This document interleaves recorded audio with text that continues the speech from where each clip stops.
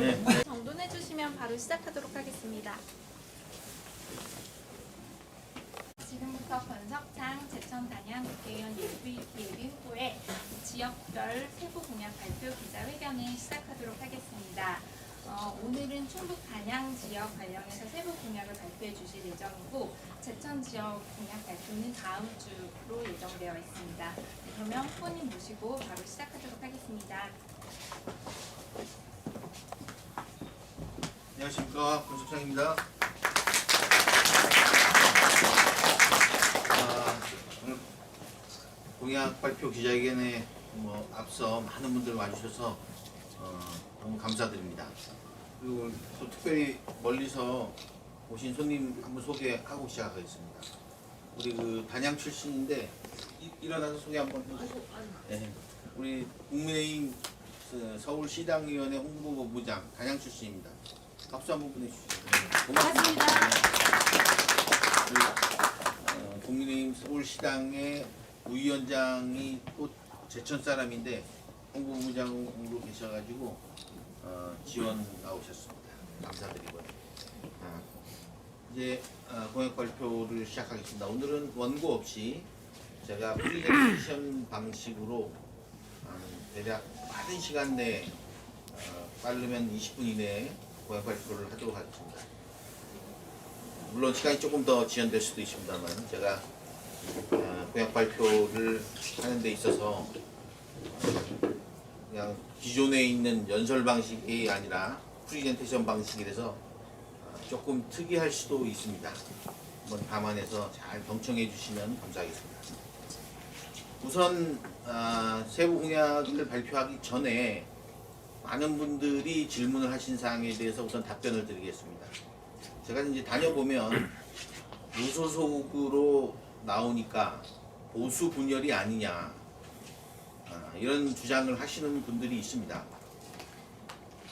최근에 언론을 통해서 많이 보셨겠지만 어떤 분은 경선에 배제돼서 분신을 하기도 하고 무소속 출마가 사실 줄을 잇고 있습니다.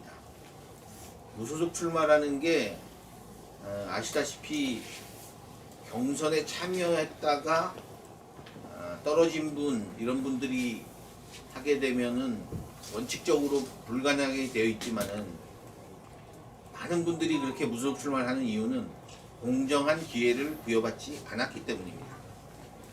지난번 분신 사태 그분도 쇼라고 하는 주장도 있지만 제가 보기에는 몸을 던질 만큼 억울했다.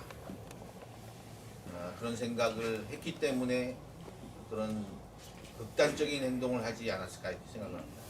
저는 그런 극단적인 행동보다는 훨씬 약한 무소속 출마라고 하는 결심을 하게 된 이유는 정치인이 공정한 기회를 박탈됐을 때 거기에서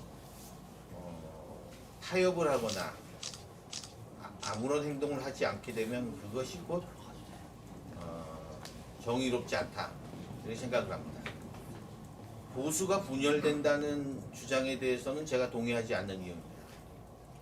우리 지역에 또 이근규 후보가 출마를 선언한 이유는 민주당에서 경선 기회를 주지 않았기 때문에 출마를 선언한 것입니다. 거기는 다른 당을 타고 갔죠.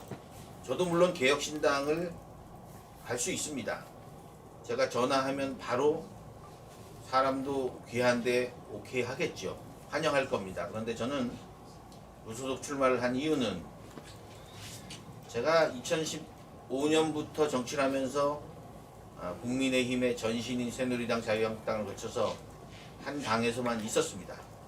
그래서 저는 다른 당을 생각하지 않고 있고 무소속으로 출마해서 당선되어 즉시 저의 고향으로 복귀할 예정입니다. 물론 당선이 안 되는 경우에는 우리가 원하지 않는 결과가 나올 수 있을 수도 있습니다. 그거는 신이 아닌 한 아무도 모릅니다. 그러나 제가 보수의 중심이 되겠다. 제가 당선이 돼서 제천 단양 지역의 발전을 견인하겠다라는 결심을 하고 있습니다. 제가 다시 한번 말씀드립니다만 보수 분열의 문제를 말씀하시는 분은 제가 공정한 기회를 부여받지 않았기 때문에 저에게 말씀하실 게 아니라 당에 대고 왜 이런 일을 만들어서 보수가 분열될 수 있는 위기에 처해 있느냐라고 말하는 게 적합할 것입니다. 또 하나 공약 전에 우리 국회의원의 역할에 대해서 다시 한번 말씀드리고 싶습니다. 국회의원은 시장 군수하고 다릅니다. 아무 일도 안 하고 4년을 지나갈 수 있는 게 국회의원입니다. 제가 그 중에 2년을 해봤는데 제 동료 의원들 중에서도 그런 분이 여럿 있었습니다. 위원회에 참석하지 아니하고 아무도 제지하지 않습니다. 월급이 깎이지도 않습니다. 신분은 보장되어 있습니다. 선거법 위반 등 여러 가지 부정부패를 저지르지 않고는 임기가 보장되는 게 국회의원입니다. 다시 말해서 4년 동안 아무것도 안 하고 위원회에 참석하지 않고 발언하지 않고 예산 따오지 않아도 지낼 수 있는 게 국회의원이란 자리입니다. 시장 군수하고는 완전히 다릅니다. 시장 군수는 밑에 있는 실국장들이 과장들이 계속 보고하니까 판단을 내려줘야 하는 자리입니다. 왜 이 말씀을 드리냐면 국회의원이 4년 동안에 아무 일도 안 할 수 있는 그런 사람이 돼서는 안 된다. 누구라고 거명하지 않겠습니다. 저는 그런 사람이 아닙니다. 저는 군림하지 않습니다. 이것보다 더 좋은 자리에 많이 갈 수 있습니다. 봉사하기 위해 나왔다는 것을 다시 한번 강조하기 위해서 국회의원의 역할에 대해서 말씀드린 겁니다. 공약 발표로 들어가겠습니다. 지난번 여기서부터는 이제 단양군 지역별 세부 공약입니다. 여기는 제가 지난번 비전 공약을 할 때 충분히 검토되지 않은 사항에 대해서 세 가지를 다시 한번 공약으로 세웠습니다. 정확하게 얘기하면 국회의원이 하기에는 조금 부담스러운 국회 전체가 해야 되는 일입니다. 그래서 제가 이걸 제 개인 공약이라고 안 하고 주민과의 약속, 저의 정책 방향이라고 얘기하는 것이 맞을 겁니다. 저의 국정에 대한 저의 앞으로의 추진 방향, 이렇게 설명하면 맞을 것 같습니다. 첫 번째, 기초 노령연금 확대입니다. 제324회 단양군 의회 임시회 제1차 본회의가 잠시 후 의회 3층 본회의장에서 11시에 개회되오니 국장님이 부서장님 기초 노령연금 10시 확대 부분에 50분까지 대해서 입실하여 주시기 우리가 흔히 바랍니다. 복지하면은 다시 논의되는 한번 것이 알려드립니다. 보편적 제324회 복지에 단양군 관한 의회 임시회 주장입니다. 제1차 본회의가 약간 잠시 후 진보적인 의회 성향에 3층 계신 분들이 본회의장에서 얘기하는 것이 11시에 보편적 복지, 개회되오니 선별복지와 보편복지에 대해서는 상당한 논란이 지금도 있습니다. 개인적으로는 제가 보수 성향을 가지고 있지만 보편적 복지를 주장하는 사람입니다. 우리 기초 수급자들이 대략 전체 인구의 7% 내지 8%가 되어 있는데 그 우회가 차상위 계급이라고 합니다. 그 수급자가 되지 아니하면 혜택이 굉장히 떨어집니다. 차상위가 되면. 요걸 구분하는 것은 그분들의 소득과 재산을 추적해야 됩니다.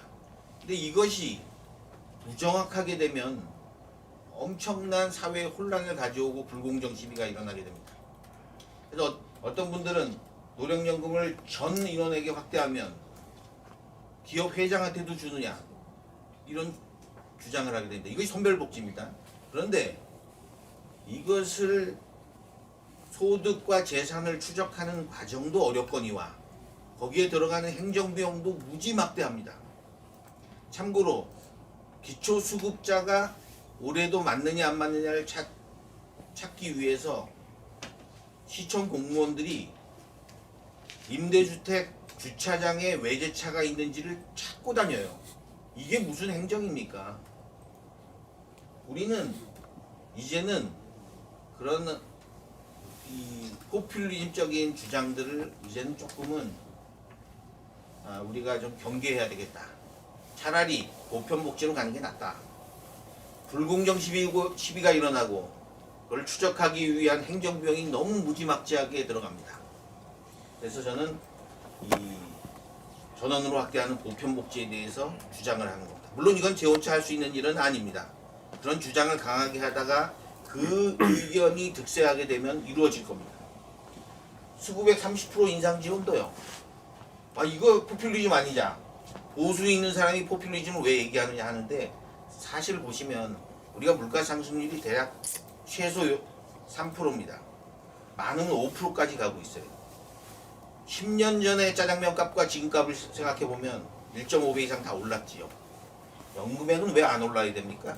공무원 연금도 오르는데 이 4년이면 3, 4, 12, 12%, 4, 4, 16, 16%는 올라야 됩니다. 그런데 이게 최근에 한 번 올랐죠. 32만 원 정도 올랐는데 오랜 시간 동안 20만 원 시작한 게 박근혜 대통령 때 시작하고 오르지 않다가 한 번 올랐습니다. 이것도 조금 더 인상돼야 된다. 30%의 인상은 적어도 있어야 40만 원 정도는 돼야 되지 않을까. 이것도 재원치할 수 있는 일은 아닙니다. 농업인 반값 농약 지원 이 부분도 이것도 포퓰리즘 같아 보이는데 모든 농자지에 비료라든가 이런 것에 하자는 게 아니라 농약입니다. 농약은 감염병입니다. 식물에 대한 병. 이거를 농약값이 아까워서 덜 치게 돼서 탄저병이 확대되면 온 농민의 피해가 옵니다. 왜 사람의 전염병은 무료로 고쳐주면서 농약 즉 식물에 대한 병은 방치하고 있느냐? 왜 자기 돈으로 전부 사가지고 뿌려야 되느냐?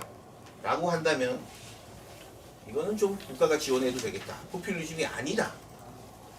인간이나 식물이나 똑같은 뭐 물론 다르지만 인권과 뭐 우리 지금 그 식물의 어떤 권리를 얘기하는 게 아니라 우리가 먹는 식량과 관련돼 있기 때문에 이것도 어떤 방법으로 그러면 지원하느냐, 농협을 통하느냐, 농림부가 하느냐, 구체적인 방법은 제가 연구를 해 나가야 되겠습니다.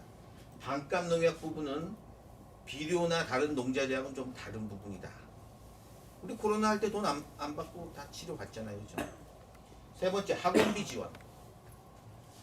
다 이렇게 얼추 보면 전부 그냥 당신 당선되려고 막 그냥 내세우는 거 아니냐. 나름 다 연구를 하고 이것이 포퓰리즘이 아니냐를 나름대로 고민한 내용입니다. 우리가 지금 저출산 대책을 자꾸 출산만 관심을 가지고 있는데 그분들의 생각은 낳아놓고 처음에 돈 받은 거 가지고 안 된다. 너무 많은 부담이 들어간다는 생각을 합니다.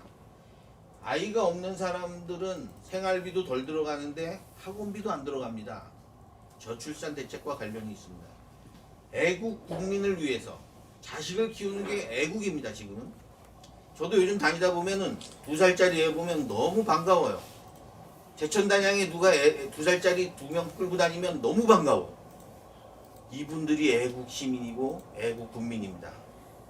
심하게 얘기하면 이 아이들이 나중에 커서 돈을 벌어서 제 공무원 연금을 내주는 사람이에요. 공무원 연금이 공무원만 되는 게 아니라 결국은 국가 세금으로 절반 이상 대주는. 저도 연금 받습니다. 25년밖에 안 해서 아주 많지는 않지만 적어도 홈리스가 되지 않을 정도의 돈을 받습니다. 누가 냅니까? 우리 차세대 젊은 애들이 커서 돈을 벌어서 해줄 겁니다. 이 애국 국민에게 해줄 수 있는 최소한의 것. 지금 우리나라 세계의 교육 정책은 미국과 유럽으로 대별됩니다. 유럽은 대학교까지 무상으로. 왜? 먹고 사는 문제보다 더 중요한 게 교육이라고 보는 겁니다. 근데 미국은 대학교까지 대부분이 유료입니다. 물론 공립학교 시스템이 있습니다만은 사립학교 시스템하고 병행해서 가고 있는데 우리나라는 대부분이 공립학교 시스템입니다. 그러다 보니 학원비 지원을 한다 그러면은 사교육 육성 아니라고 하는 반발이 있을 수 있습니다만 현실적으로 저는 저출산 대책의 하나가 될 수 있고 우리를 위해서 아이를 키우는 사람들에 대한 최소한의 정책적 배려다. 이것이 있어야만 애 키우는 사람이 애 키우지 않는 사람에 비해서 다소의 정부로부터의 위안을 받는 게 아닌가 이런 생각입니다. 이 정도가 나중에 뭐 공약 이행 얘기가 나오면 이 부분은 제가 할 수 있는 내용은 아니기 때문에 뭐 이행률에 대해서 벌써 고민하는 건 아닙니다만 당선도 안 됐는데 이런 부분에 대해서 제가 먼저 얘기를 하고 지역별 공약으로 내려갑니다. 지역별 공약입니다. 단양 지역 전체에 대한 부분이고요. 단양 지역에 보면 뭐 조금 모르는 내용이 나올 수도 있습니다. 드론 배송이라든가 UAM 시범 사업 유치. 이게 왜 이걸 썼냐면 UAM 시범 사업이 이미 서울에선 하고 있습니다. 잠실서부터 김포를 하고 있는데요. UAM 사업이라고 하는 것은 수직 이착륙을 통해서 물건을 나르는 겁니다. 나중에는 사람도 나를 수 있습니다. 에어택시도 있을 수 있고. 이게 언제 오느냐? 옵니다. 제가 보기에는 향후 10년 이내에 옵니다. 근데 이거의 지리적 여건은 강이 있어야 됩니다. 강 위를 다녀야만 안전하기 때문입니다. 한강을 따라서 한강 위에 사실은 아무것도 없잖아요. 그 빈 공간 아닙니까? 그걸 활용할 수 있는 게 UAM입니다. 단양 지역이 아주 적합해요. 제천은 안 맞아요. 만약에 실수로 떨어지면 사람이 밑에 있고 논이 있어요. 논밭이 있습니다. 여기는 한강 위를 다니는 UAM. 이게 Urban Air Mobility라 그래서 이제 운송을 수직 이착륙에 의한 운반 시스템이 서울에서 지금 시범 사업을 하고 있습니다. 자, 우리 단양에 한번 해보는 것도 괜찮을 것 같아요. 드론을 활용해서 이 많은 사업들이 벌어지고 있는데요. 일본에서는 드론으로 물류 시스템이 지금 완성 단계에 있습니다. 드론으로 옥상에다 내려주고 거기서 찾아가는 형태. 심지어는 새로 짓는 아파트 시범 사업을 뭐라 하고 있냐면 베란다 앞에 드론이 내릴 수 있는 이착륙장을 만듭니다. 물론 아직은 상용화되지 않았어요. 그러나 모든 상용화되기 전에 이런 연구개발 과정은 필요합니다. 그래서 우리 드론과 UAM과 이게 분리해서 썼지만 사실은 매우 비슷한 육상에서 지금까지 트럭을 중심으로 한 물류 시스템을 바꾸는 형태. 물류가 완성이 되면 사람 운송으로 갑니다. 안전성이 확보되면. 우리 단양에서 한번 해보자. 밭작물 스마트팜. 뭐 스마트팜 사업은 이번에 제천에도 크게 이루어졌어요.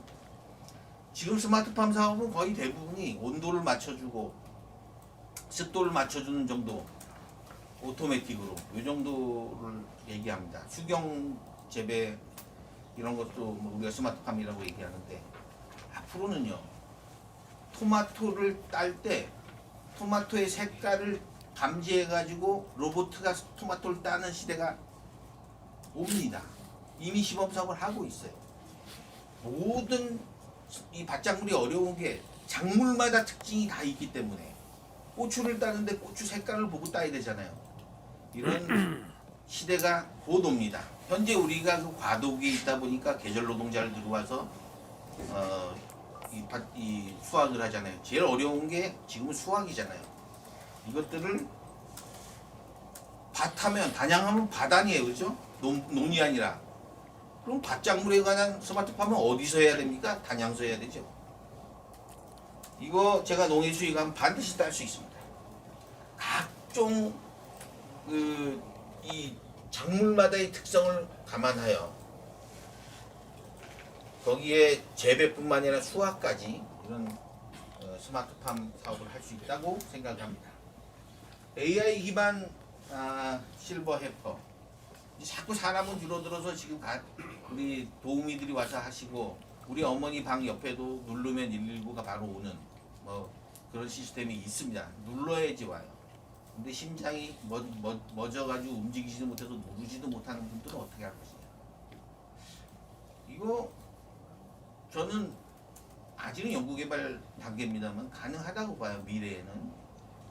움직임을 감지하다가 일정 시간 사람이 수면을 취해도 움직이잖아요. 일정 시간 움직이지 않으면 바로 119에 연락할 수도 있는 시스템이 있을 겁니다. 지금 그 전동차에서 사람이 뛰어들었을 때 사람이 브레이크를 잡지 않고 아니 선로에 뭐가 움직이는 게 나타날 리가 없잖아요. 그걸 보고 자동으로 지금 급정거하는 시스템이 지금 있어요. 그런데 지금 우리 AI 기반의 헬퍼 가사도우미를 물론 가사도우미의 아까 위급시 말고 도와주는 경우에도 우리가 AI 시스템으로 할 수 있는 것들이 많이 있을 거라고 생각을 합니다. 이 부분은 연구가 많이 필요한 사항이지만 어쨌든 우리는 그런 헬퍼를 AI 기반으로 해서 하는 헬퍼 사업을, 그 시범 사업을, 연구개발 사업을 우리가 좀 따오자. 어디에 맡길지는 나중에 하더라도 주장을 강하게 하는 것입니다.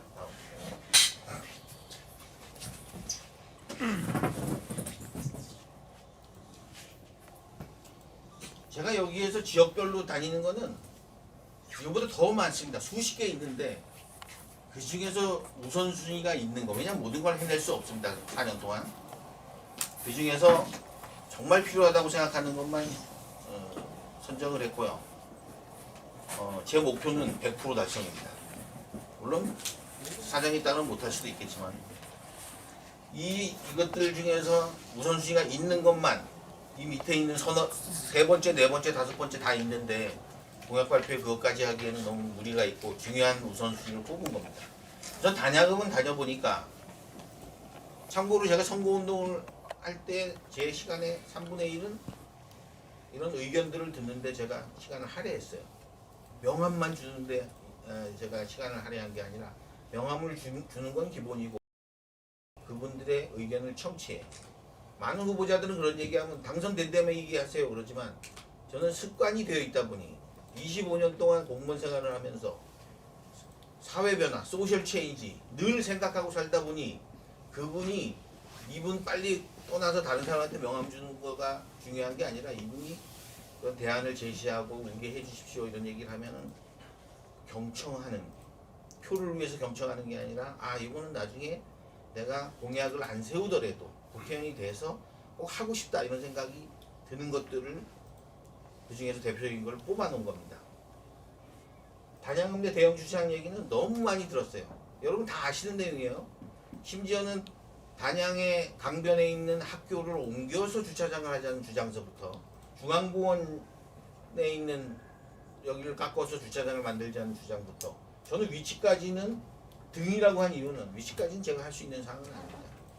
나중에 하면서 의견들을 들어야 되겠죠. 어쨌든 여기에 대형 주차장을 만들고 작은 스페이스를 100% 활용하기 위해서는 서울에는 이미 도입되어 있는 스마트 주차 시스템, 쉽게 얘기해서 빈 공간이 어디 있는지 빨리 찾아 들어갈 수 있게 안내를 해주면 배회하는 시간이 줄어들겠죠. 그러면 공간이 활용이 조금 더 늘어납니다.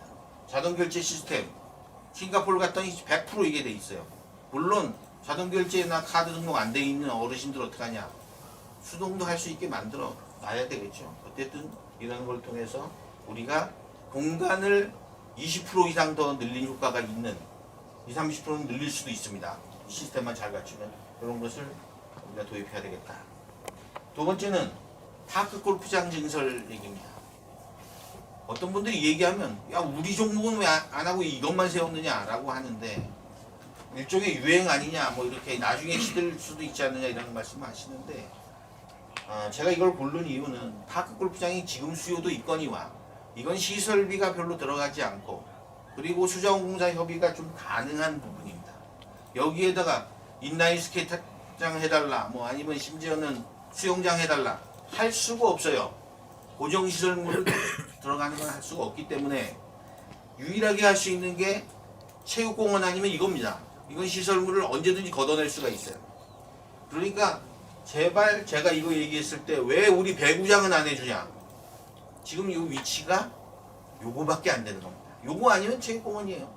철봉 같은 거 세워놓고 그건 언제든지 수거가 가능해요.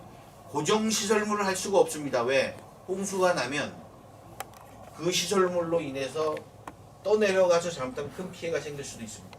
그래서 하이워터 레벨, 홍수위 아래에 있는 공간은 할 수 있는 게 사실 이거와 체육공원 말고는 없습니다. 물론 뭐 사람이 걸어다니는 길은 할 수 있어요. 고도길은. 그래서 이것도 강변, 우리 지금 있는 파크 골프장을 증설할 필요가 있다. 그걸 뭐 어떤 분은 54홀도 말씀하시고 뭐 36홀도 말씀하시는데, 여러 가지 상황에 맞춰서 일단 증설은 필요하다. 지금 있는 시설 가지고는 태부족이다 이런 생각입니다. 달맞이길 통행로, 우리 강 북쪽에 달맞이길이 있는데 이게 침수가 되면 못해요. 이걸 좀 복토를 해서 성토를 해서 만들어 달라는 주장이 있는데 성토 쉽지 않습니다. 그리고 여기에다가 타일을 박아가지고 길을 만들어 달라는 주장도 있습니다. 그것도 사실 쉽지 않습니다. 그런데 그래서 제가 이걸 필요성만 먼저 놓은 거예요. 달맞이길을 어떻게든 개선을 해야 돼. 안 되면은 산 위에 깎아서 길을 내든 거기에 최소 3계리, 4계리가 너무 불편을 겪고 있는데 지금 이 달맞이길 침수 시에 이용할 수 없는 이 길에 대해서는 지금까지 너무 손을 놨다. 이 주장에 대해서 제가 받아들이고 공약을 세우니 다리도 하나 놔달라고 하더라고요. 지금 있는 결국대교라잖아요. 지금 있는 메인 천동가는 그 대교 말고 하나 더 놔달라고 하는데 그거는 좀 더 검토가 필요한 사항이라서 제가 공약에 안 넣습니다.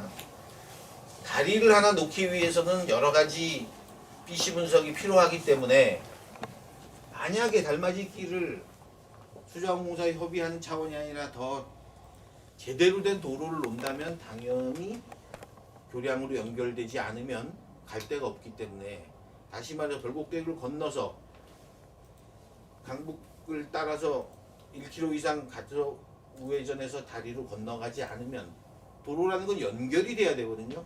끝나면 안 되기 때문에 그런 것까지 생각을 할 수밖에 없다. 그러나 지금으로서는 이 정도밖에 얘기할 수밖에 없다. 소방서에서 상진간 도로 개선은 제가 국회의원 할 때 이걸 사실은 다 썼습니다. 기억 못 하실 거예요.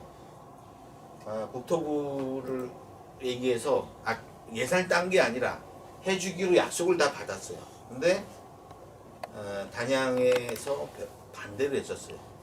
상진으로 바로 가면 우리 안에 별공리나 도전리가 좀 상권이 무너진다 그래서. 근데 저는 그런 부분은 별로 뭐 개의치 않는다는 건 거짓말이고 잘 설득을 해야 된다 이런 생각합니다. 그래서 지난번에 제가 공약 세웠던, 오늘 안 가져왔죠, 제천 매포 간의 단양 간의 도로도 매포 주민들이 반대했었어요. 지금도 반대할 겁니다. 그런데 기존 도로를 폐쇄하는 게 아니고 별도로 교차로 없이 그리고 신호등 없이 입체 교차로를 통해서 단양까지 지금 40분 걸리는 거를 15분에 갈 수 있게 만들겠다라고 하는 공약을 이미 세웠어요. 제천 단양 전체 공약을 세울 때 마찬가지로 그 지역 주민의 약간의 불만들 때문에 이런 사업을 안 해서는 안 되겠다. 이건 반드시 해야 됩니다. 그래야지만 사통팔달이 돼야 상진도 발전하고 별곡리도 같이 발전하는 겁니다. 이것도 제가 공약으로 세웠습니다. 저는 공약을 세우면 거의 합니다. 100%라 그럴 수는 없고 거의 합니다. 가공면 한국 레저 스포츠가 뭐 어떤 분들한테 와닿지 않아요. 서울 사람들 와서 많이 타는 거는데 지금 사실은 우리 이 한국 레저 스포츠에 관한 저쪽에도 저기 좀 빨리 해달라 그래서 알겠습니다. 지루하신가요? 여기 안 지루해요? 네, 고맙습니다. 저는 재밌습니다. 재밌어요? 공부되지요? 이 한국 레저 스포츠는 아시다시피 지금도 활공을 하고 있잖아요, 그죠? 근데 여기에 올라가는 진입로서부터 부대 시설이 하나도 없이 진행되고 있습니다. 그래서 이 부분을 어떻게 발전시킬지는 왜 근데 이 내용도 대안도 크게 없이 도면도 없이 했냐면 지금 국토부에서 항공 레저가에서 사업을 찾고 있어요. 도와줄 거. 근데 우리가 주장을 하지 않는 거예요. 항공 레저 과장 바로 되면 내가 불러내리겠습니다. 내가 대안을 제시하는 게 아니라 네가 발전시켜봐라. 이게 가공면. 항공 레저 과장 다 제 후배입니다. 국장도 그렇고. 단성면. 단양 8경 홍보관을 그 앞에 저기 다리 이름이 뭐죠? 그 단성 앞에 우하교서부터 오른쪽으로 쭉 저기 적성 방향으로 가는 그 길가에 참 좋은 경치가 있잖아요. 거기에 또 지금 하나 사업이 하나 이제 펼쳐지고 있으니까 그와 연계해서 잘 닦아놓고 거기에 과거에 있었던 단성 지역의 옛 좀 정치를 느낄 수 있는 시설물들이 들어간다면 단성에 제일 좋은 게 뭘까 했더니 단양팔경이라는 게 다 알려져 있는데 단양팔경의 이름이 붙은 홍보관이 없더라고. 그러면 사람들이 물론 여기서 다 단양팔경을 볼 수는 없어요. 그러면 거기서 강변을 보면서 단양팔경을 설명해 기획 놓은 이산 담당관에서 알려드립니다. 단순히 제324회 공연만이 아니라 임시회 제1차 좀 본회의가 우리가 의회 3층 하는 본회의장에서 여러 가지 11시에 재미있는 개회되오니 그 시각적인 시설물을 같이 좀 부사장님들께서는 넣는 10시 그런 것들이 좀 50분까지 필요하지 입실하여 않을까. 주시기 바랍니다. 대강면은 알려드립니다. 제324회 단양 지금 우리 김영수 백사님은 폐철도 활용 레일바이크 사업이 있습니다. 그래서 이건 이미 뭐 정부 사업을 할 수 없는 이런 관광 사업을 정부 사업을 하기는 어려운 사항입니다. 기반 시설 정도만 해줄 수 있습니다. 그럴 때 대강은 아무리 찾아봐도 뭐 물론 뭐 사기업이 할 수 있는 것들은 좀 있어요. 골프장도 할 수 있고 온천도 할 수 있고 있는데 정부가 할 수 있는 부분에서는 우리 단양을 좀 산나물 약초 가공 전시 판매장을 좀 활성화시켜서 이런 거 내 고향 6시에도 좀 나오고 산나물 하면 단양 가서 사자. 어떤 분이 얘기하니까 산양삼을 왜 포함 안 시키냐, 왜 산나물이냐, 임산물로 하자. 그래서 산나물에도 고추장 팔 수 있습니다. 전시 판매장에서. 여기서도 산양삼 할 수 있어요. 산양삼 80가구가 저한테 이 얘기를 해요. 관심이 많으신 것 같아요. 산나물만 하면 안 된다. 산나물 할머니들 캐와가지고 그걸 지금 그냥 시장에서 파는데 포장도 예쁘게 하고 브랜드화 시키고 그리고 우리 온라인 샵에도 만들고 이런 것들을 누가 도와줘야 되겠죠. 이런 거는 기반 시설적인 소프트웨어 기반 시설이기 때문에 정부 사업으로 지원이 가능하다고 봐요. 그래서 이거는 산나물에 관한 가공 전시 판매장을 제가 공약으로 했습니다. 단순히 판매장이 아니라 이런 산나물을 가공하고 하는 과정에 있어서의 지원. 과거에 이거 6차 산업진흥이라고 했는데 지금 그건 유행어로 끝나는 게 아니라 6차 산업 지원을 포함하는 얘기입니다.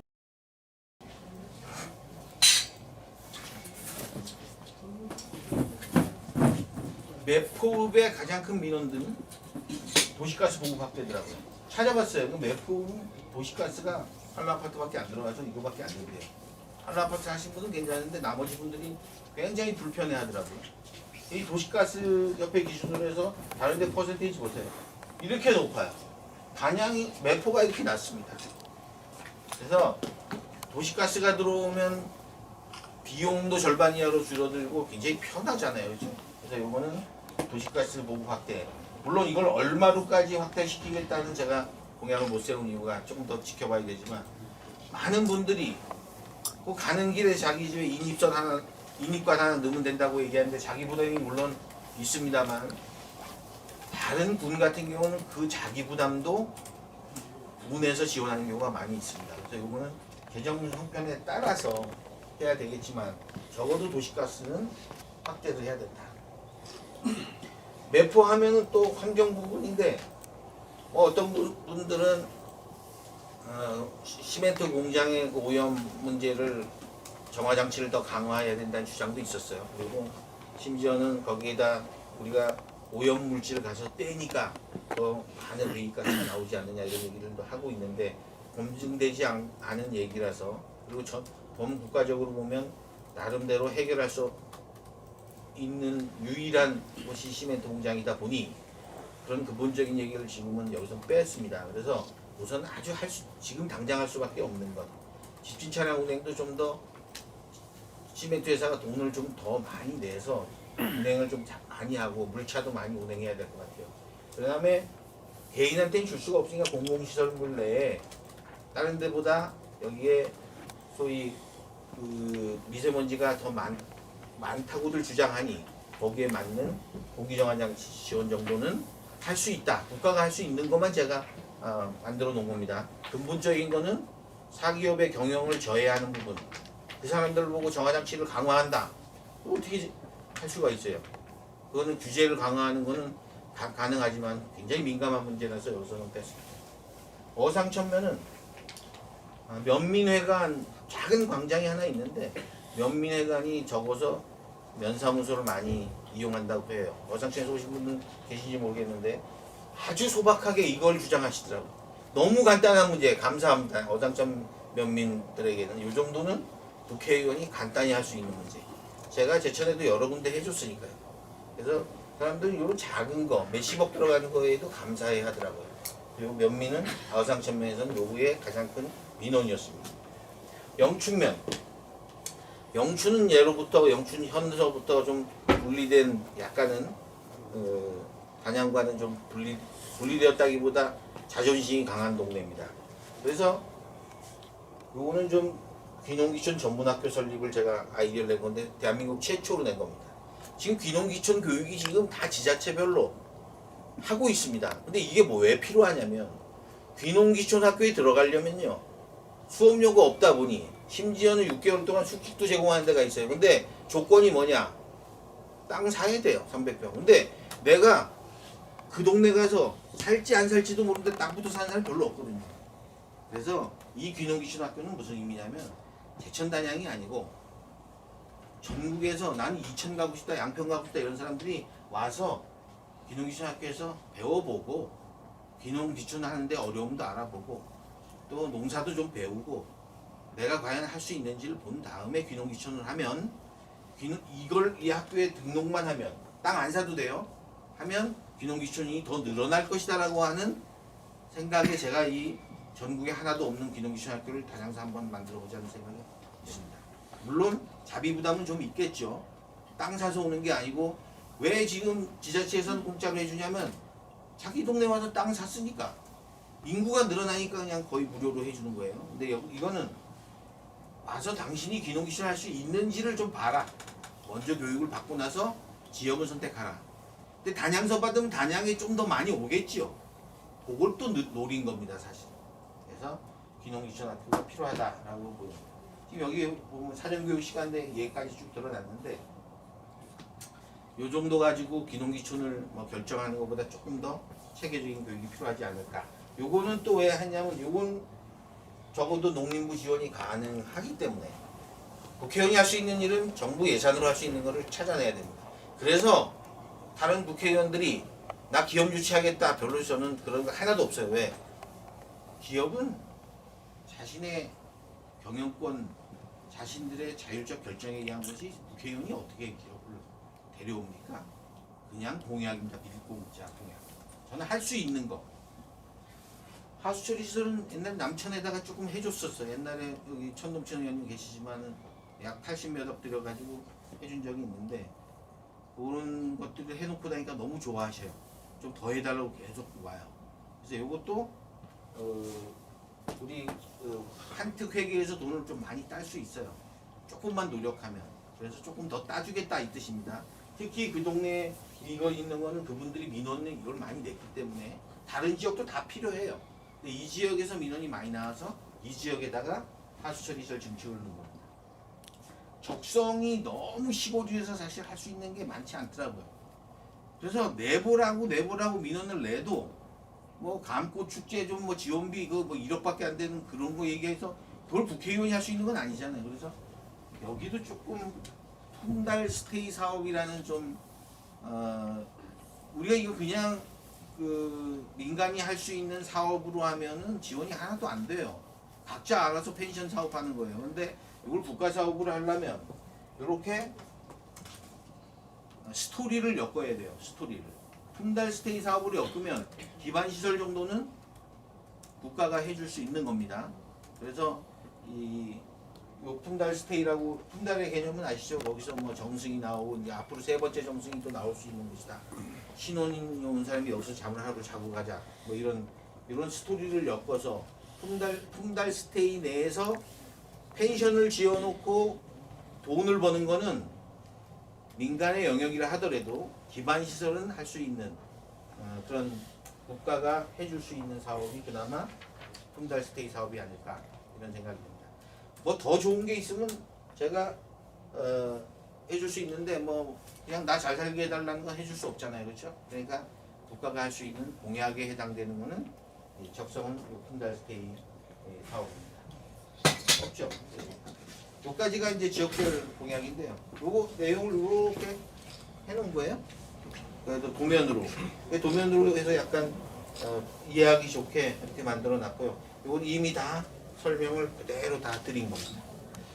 그래서 이 정도가 제가 지역별 공약까지 설명을 마쳤습니다. 뭐 지루하셨나요? 길었나요? 지루하신다고 분들은 뭐 한두 분이 계시긴 한데 눈빛 보니까 재밌게 또 같이 공부하는 자리가 되었었으면 하는 바람입니다. 이게 뭐 원웨이 커뮤니케이션이다 보니까 뭐 제가 이 정도까지밖에 못하는데 또 질문이 계시면 답변을 드리도록 하겠습니다. 혹시 뭐 질문 계신가요? 예, 하실 줄 알았어요. 말씀 잘 들었고요. 네. 준비도 잘 된 것 같아요. 근데 이제 제가 요즘 관심 있는 분야 좀 지나갔는데 네.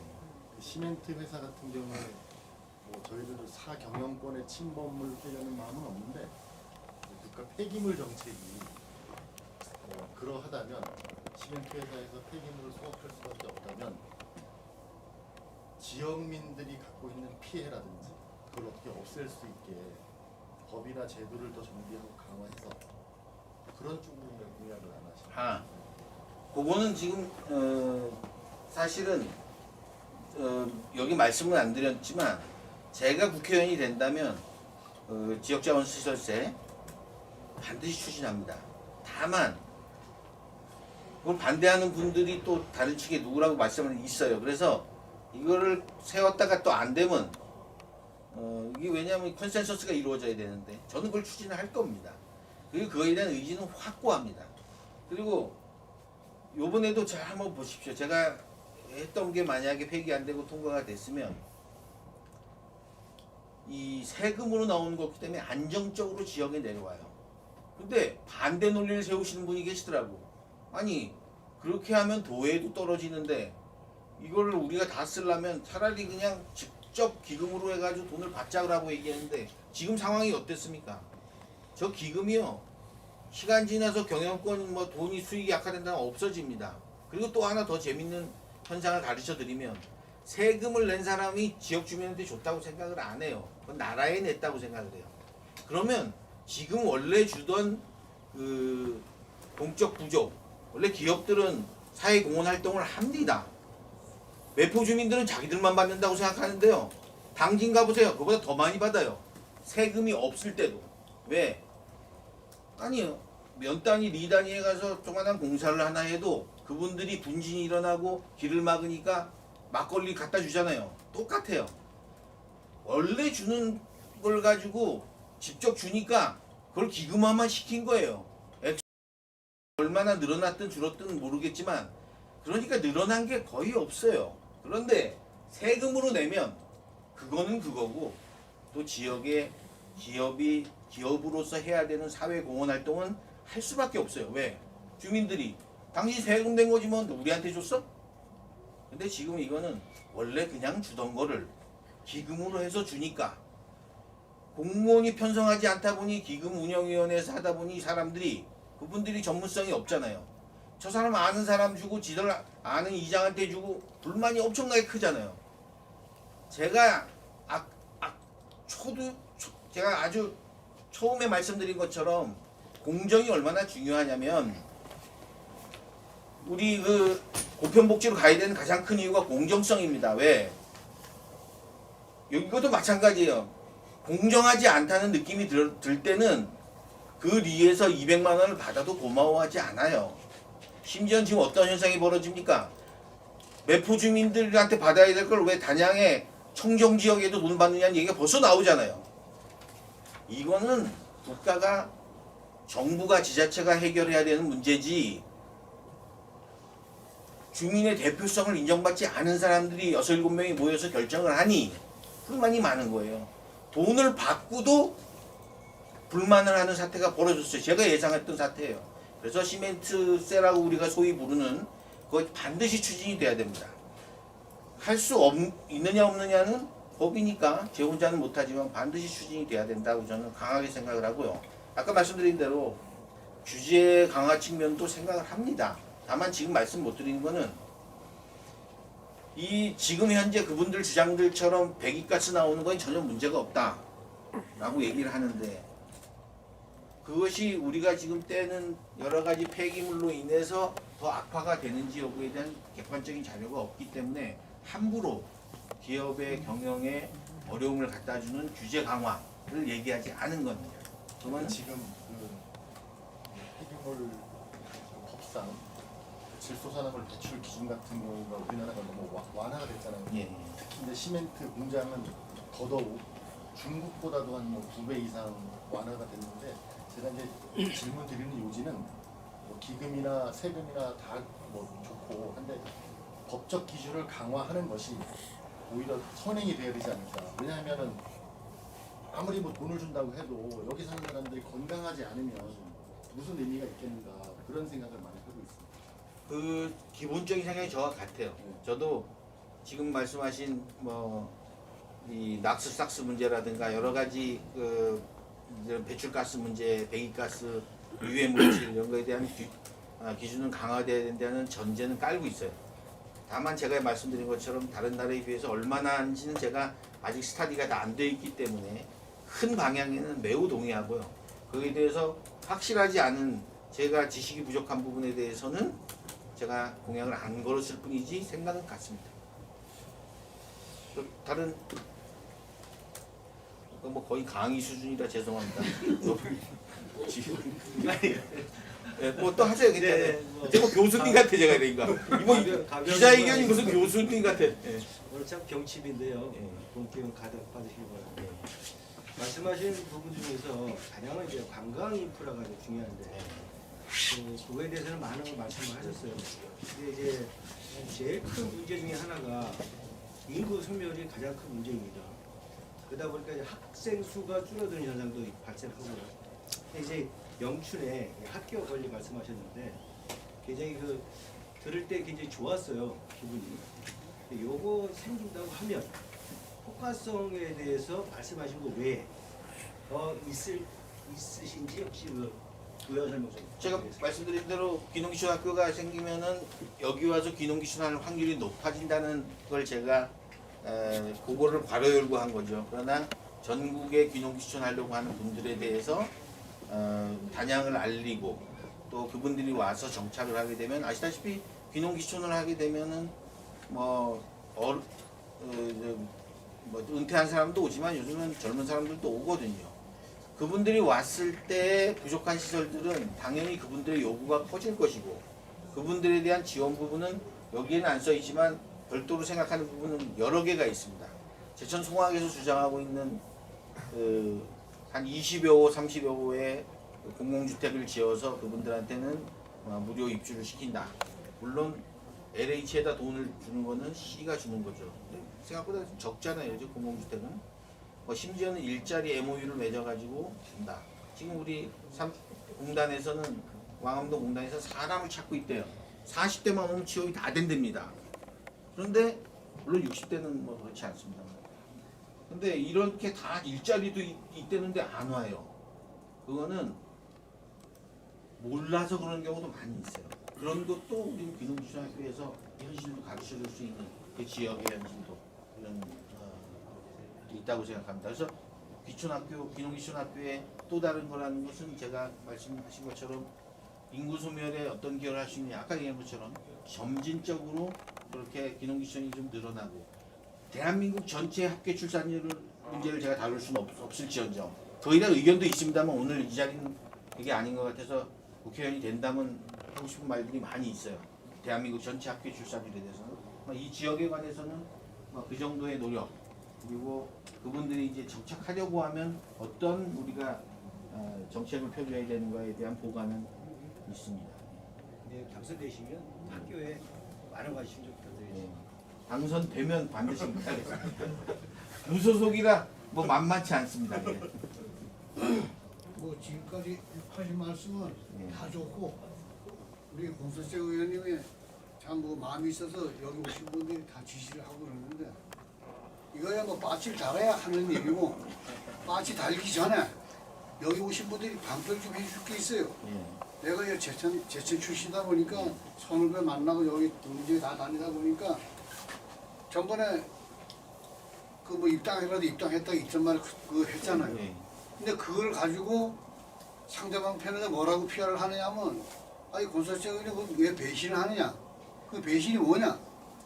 넷이서 둘은 되고 둘은 이 됐는데 거기서 저 최지호하고 어머니를 지지해 주기로 약속을 했는데 다니면서 여기 나오는 일은 뭐냐? 이런 식으로 피하라는 게. 그러니까 노인네들은 실제로 나이 많은 사람들은 권석쟁이 누군지도 모르고 엄석쟁이 누군지도 몰라요. 무조건 보수는 빨간 거라 빨간 거. 빨간 거만 지지한다고. 어? 사람은 둘째치고. 그러니까 여기 오신 우리 고리원보다는 우리 여기 오신 참 귀한 손님들이 그걸 좀 손들어 앞장서 얘기 좀 해줘야 될 것 같아. 그 양반이 벌써 같은 경선부터 사실이 없다. 그게 무슨 얘기냐? 야, 그걸 좀 해줘야 돼. 그리고 의원님 빠지다는 거는 우리가 여기 이 외에도 지지자들이 많지만 힘차게 노력해야만 달아주는 거니까 고수씨 의원이 다른 거 아니란 말이에요. 근데 달아나야 이 공약이 되는 거지. 안 달아나면 안 되니까 모두 한 마음으로 움직였으면 좋겠습니다. 화이팅! 감사합니다. 질문인 줄 알았더니 아니, 질문. 뭐 감사합니다. 뭐 질문보다 더 감사한 말씀이고 다시 한번 제가 말씀드리지만 제가 경선에 참여하지 않았습니다. 배제되었어요. 태어나가지고 모든 시험은 다 합격해봤는데 서울대 행정고시 미국 공인회계사 그리고 나오자마자 당선 다 됐는데 도대체 경선에도 배제된 태어나 처음 있는 일 오래 살고 볼 일입니다. 경선에도 배제돼 봐서 제가 무소속으로 나올 수밖에 없었다. 다시 말해서 제가 뭐 경선을 치르고 약속을 위반해서 나온 게 아니라 아예 경선에 못 갔기 때문에 그리고 공천은 한 명만 줍니다. 그러다 보니까 엄태영 의원이 공천을 받았잖아요. 제가 출마할 수 있는 길은 무소속밖에 없는 거예요. 그런데 제가 무소속이 좋아서 나왔겠습니까? 그러나 다시 한번 말씀드리지만 국민의힘은 공천이 한 명 됩니다. 그런데 제천단양의 국회의원도 한 명만 돼요. 누가 되든 한 명이 돼요. 그럼 누가 될까요? 엄태영, 저, 이경용, 이은규 넷 중에 어떤 분은 뭐 다 싫어하는 분도 있고 이 중에 어떤 분은 2명 좋아하는 사람도 있고 이 넷 중에 한 명이 국회의원이 된다는 사실을. 그런데 제가 되면 국민의힘에 가겠다는 거고 이경용이 되면 민주당일 거고 이근규 씨가 되면 뭐 지금 새로운 미래당일 거고 엄태영 씨가 되면 국민의힘이 또 되겠죠. 그러나 다시 한번 쉬운 얘기지만 공천은 한 명이 되고 국회의원도 한 명만 됐어요.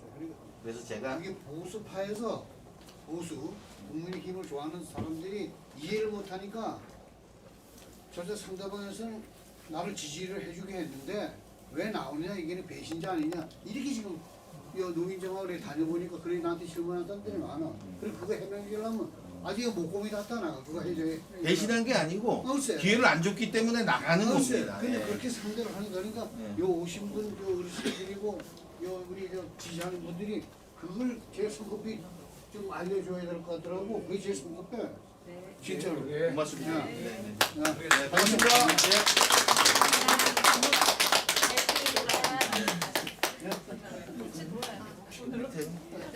네, 오늘 궂은 날씨에도 불구하고 이렇게 자리를 꽉 채워주신 모든 참석자분들께 다시 한번 감사 말씀드립니다. 이상으로 권석창 제천단양 국회의원 예비후보의 지역별 세부 공약 발표 기자회견을 모두 마치도록 하겠습니다. 감사합니다. 고맙습니다. 하나, 둘, 셋! 화이팅! 하트 한 번 하겠습니다. 하트.